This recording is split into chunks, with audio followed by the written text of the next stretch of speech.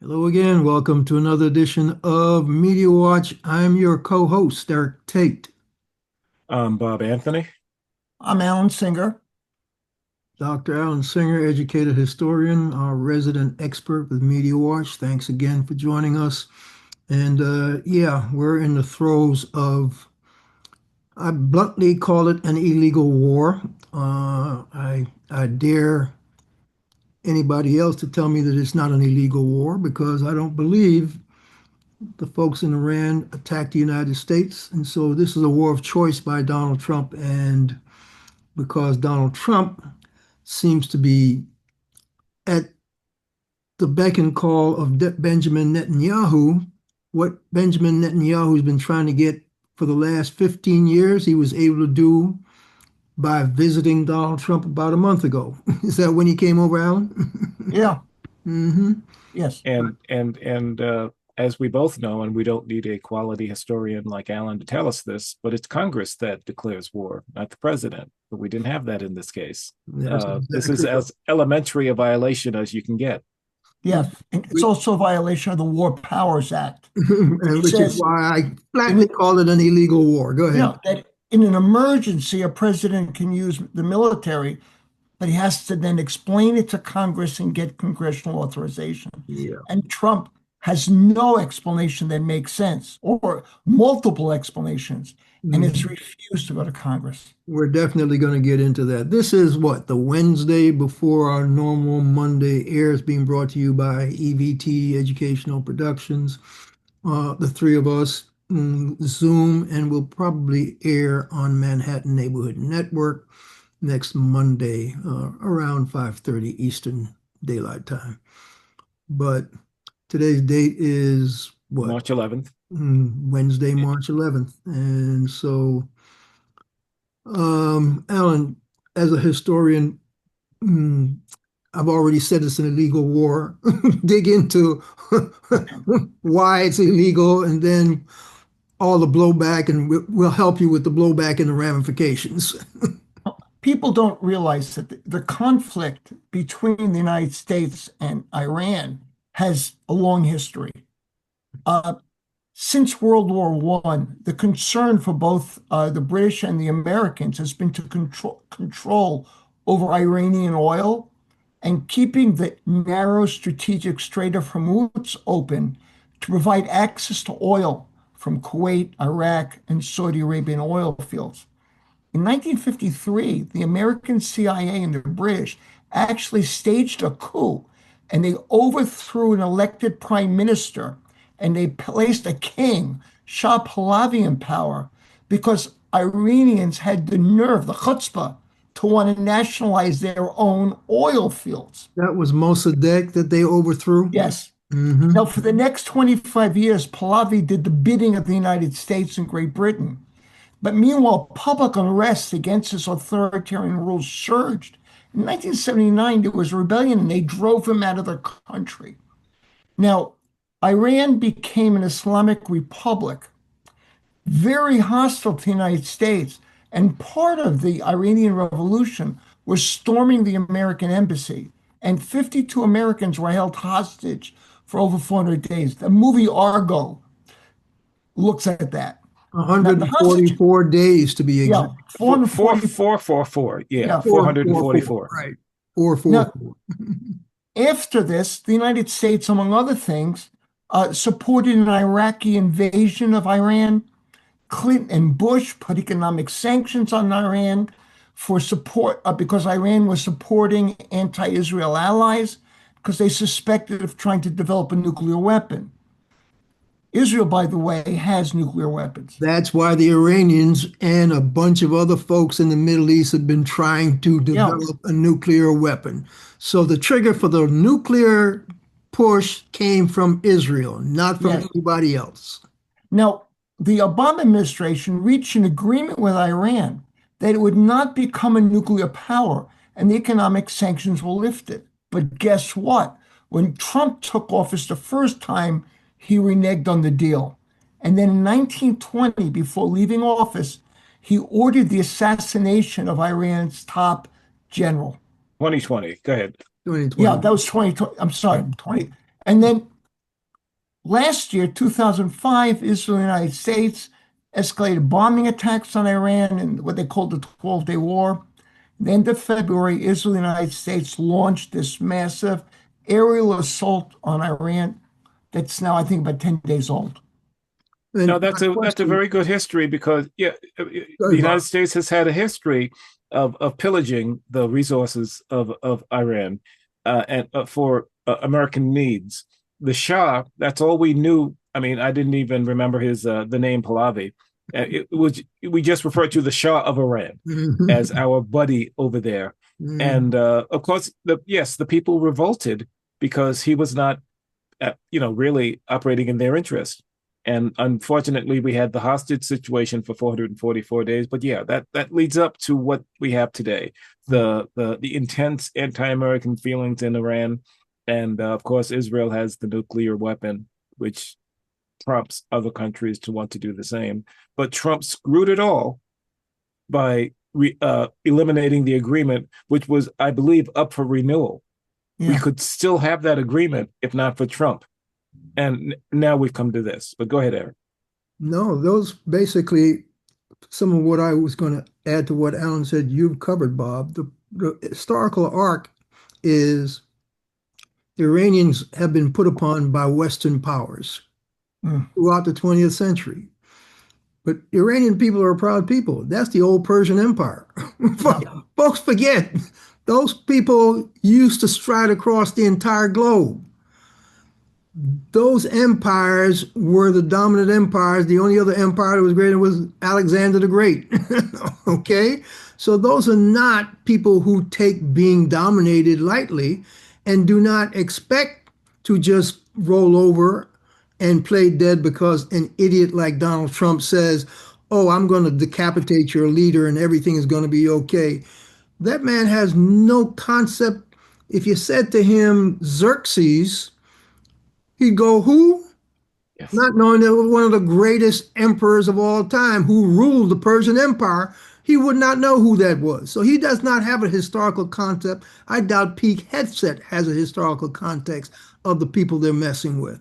And so what they have done is thrown the entire Mideast into turmoil because the Iranians, even if you, quote, destroy all their ability to wage war, are never going to give up. They've got sleeper cells in the West, left, and right. And they're going to activate those sleeper cells. I don't know if you guys remember the story of the journalist that lived in Brooklyn who, if it weren't for the FBI and her going to the FBI and said, "Hey, look, this is what's going on here by this power," they were trying to assassinate her using some of their sleeper people who tried to hire a local hitman to help them carry out that thing. You, the American people don't even understand what's going on. They don't have a clue. And guess what? Israel is censoring any journalistic reports on what's going on in this war. Alan, you can speak to that some more, but the bottom line is the Israeli people aren't getting word of what's being hit by the Iranian strikes. They'll let them show civilians being hit, but they won't let them show any of the military targets that are being hit because they're trying to run a propaganda game on their own people saying, "Oh, see, they're just targeting civilians." And we know that's not the case. But go ahead, Alan, about this. Oh, well, Israel maintains strict military censorship, and it's hiding the impact of Iran's retaliatory strikes. The media blackout on Israel is keeping both Israelis and the American people from seeing the extent of destruction.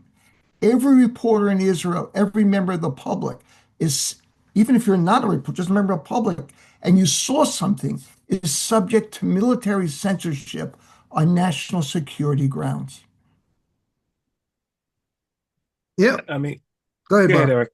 No, I was just going to say it mirrors what has happened, what happened during the war in Gaza, which Mm. up to today, up to this very moment, journalists cannot enter and report freely from Gaza because of Israel's block on journalists. So we're not getting any clear information there. And in Israel, there are some live cameras on YouTube that show Tel Aviv, the West Bank, and whatnot. And every so often you'll see something and not get a full report of what that was. you look it up later and you won't see much. And pretty This was much, knocked down, or you won't get a specific report on what that flash you saw was. So I didn't know what Alan just reported until we were talking about this before the show, about the limitations on the local reporting. So this opens my eyes a bit, to tell you the truth. but guess what?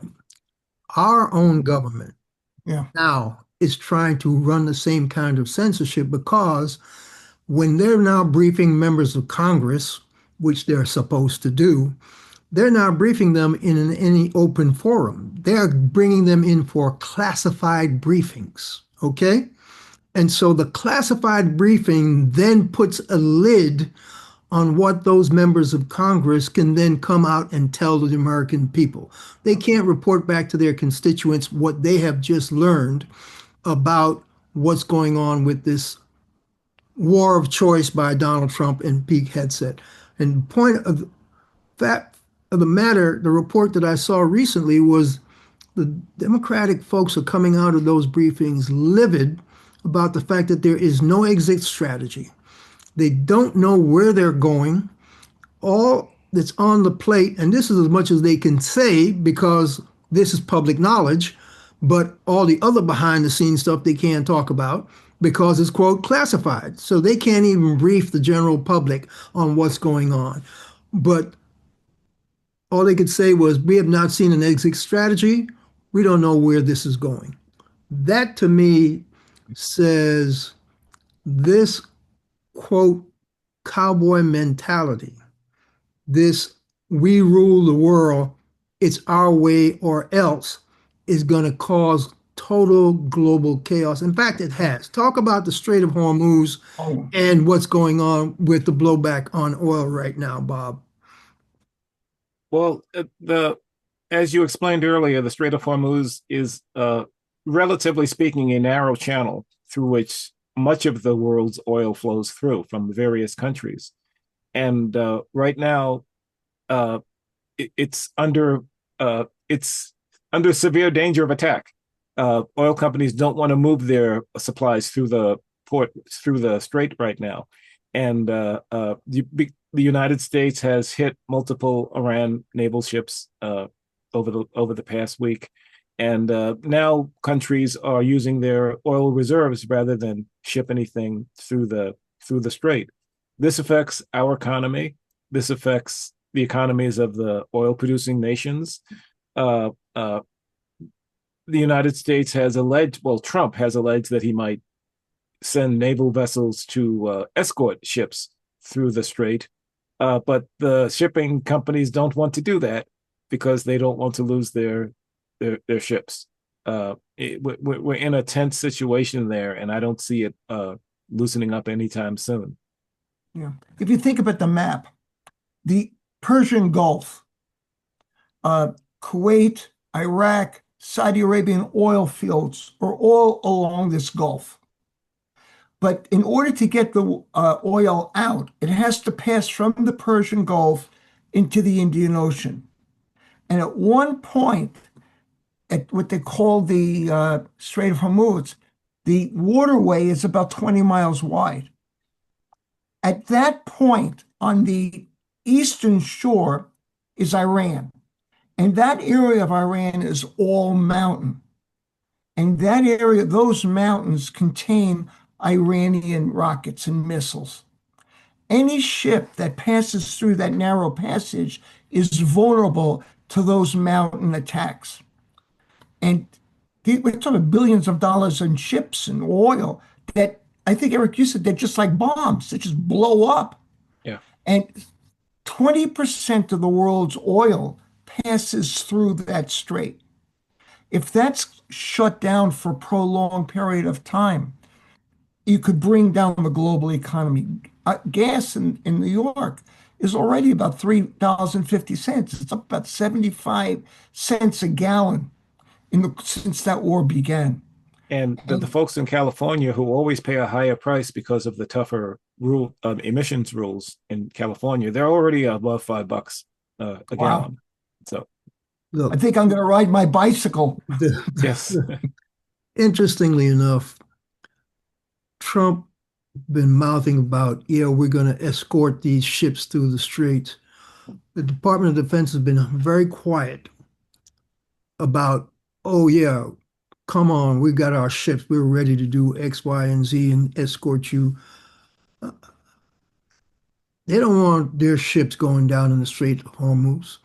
And whether or not they're going to be able to prevent the Iranians from mining the Straits of Hormuz is a guess. They've been trying to blow up ships that they think are mine sowing vessels, but all you need is one to be able to get through and lay some of those mines, and you got a death trap for any, whether it's a escorting destroyer or a tanker. And Yeah. so that's why the oil companies, people are talking about the oil, they're talking about the ships, but guess what? People man those ships. Yeah. So what you're doing is you're sending floating coffins into a death trap. And that's why the Department of Defense doesn't seem to be saying, oh, yeah, come on, we'll escort you through, because they know they're walking a real fine tightrope to get anything through that narrow strait safely. And I don't think they want to risk their billion-dollar ships just at the whim of Donald Trump. But we'll see. Hegseth And and Trump are stupid. They may actually say, you do this or else. Then when they blow up, we're going to see what kind of blowback we get from the American people. Talk about those deaths that they're not talking about, because nobody's talking about that. Go ahead, guys. no, I'm just going to say, and Hexeth always has so much testosterone and hubris, but he seems to have a rather thin skin. I guess there was a photo that popped out about him, and we're not going to show it. I actually don't see much wrong with the photo, but maybe Alan, I guess you might have more details than I do about this photo. Well, he's a TV personality. He likes to look good. And here he kind of looks like Alfred E. Newman, what me wearing. And Folks, he, tell the folks why we're talking about this. Guess what, folks? They had a briefing a few days back, maybe a week ago, and the photographers took pictures at the briefing. And then after they published the pictures, Hegseth and his people got very miffed at the way he looked. So the next briefing, they banned the photographers. So yeah, Mr. Testosterone's got such a thin skin, he don't like the way the normal journalist pictures that show up of him at his briefings look. So he banned the photographers.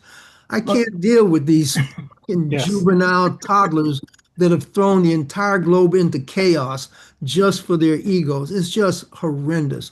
But yeah. that speaks to the fact that they would ban press coverage because of looks. Talk to us, Alan, about the banning of oh, press coverage, because we're running out of time probably. But Nature of the Beast, folks need to know that this democracy that we taught, and that I always tell you is an attempted democracy, still a work in progress that's now being decimated. We no longer have free speech. We no longer have a free press. Examples, Alan. well, the International American Press Association, which is based in Miami, has an annual index of press freedom in the Americas. It's called the Chapultepec Index. I hope I said it right. Now, Chapultepec. Yep, you're right. the United States recorded the sharpest drop in press freedom in the last year. And the report attributes this to the environment marked by hostile rhetoric towards the press during the Trump administration, the removal of certain institutional safeguards, and episodes of aggression against journalists during news coverage, which we've talked about calling a reporter piggy and stuff like that, or Mhm. shut up, saying you're stupid. Oh, knocking Now, persons down and pinning them to the ground, stuff like that. Yeah. yeah, now press freedom in the United States was rated worse than Dominican Republic, Chile, Jamaica, Panama, Paraguay, and Costa Rica. So we can't count on the government being honest with us. Like we mentioned in Israel, where there's military censorship. We can't count on the United States government being honest with us about what's going on. There's a similar rating put out by Reporters Without Borders, Mm. and they have a global index on press freedom. Norway leads the list; they're number one. The United Kingdom comes up like let's scan really quickly, number 20 in the 2025 list. Now I have to scroll down quite a bit, and I get to Liberia is 54, Romania is 55, Sierra Leone is 56, the United States is 57. Right. That's who we're packaged behind. Yeah. This is, and we were higher on the list. You can scan back over the years in the Biden administration. But yeah, we've been sinking precipitously because of things like that. The insults to reporters, or never mind the insults, the threats to reporters. In the 20th century, we were in the top 10 in the 20th century. In the 21st century, we've been 40 and now we're 57. Yeah. Yes. Mm-hmm. Yes. Look, 57 is only good if you're a bottle of ketchup, but other than How that, about that? Look, just to give it again, it's a very specific instance. In Nashville, Tennessee, Estefany Rodriguez was a reporter for a Spanish language newspaper called Nashville Noticias. She was arrested by ICE in March 4th while in her marked media vehicle. Her attorneys alleged the arrest was retaliation for critical reporting on ICE.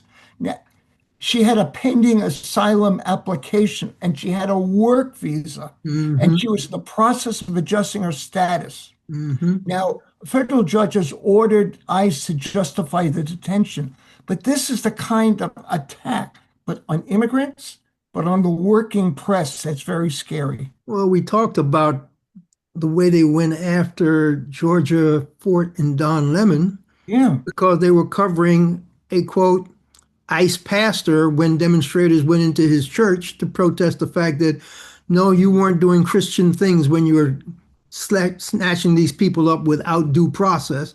And so the reporters covering that were then arrested and now have to appear in court to prove that they are actual working journalists. This is all press intimidation.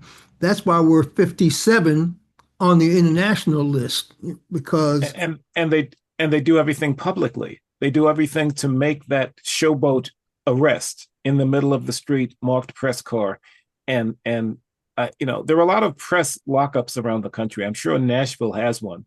She's in Alabama now at some county jail over there.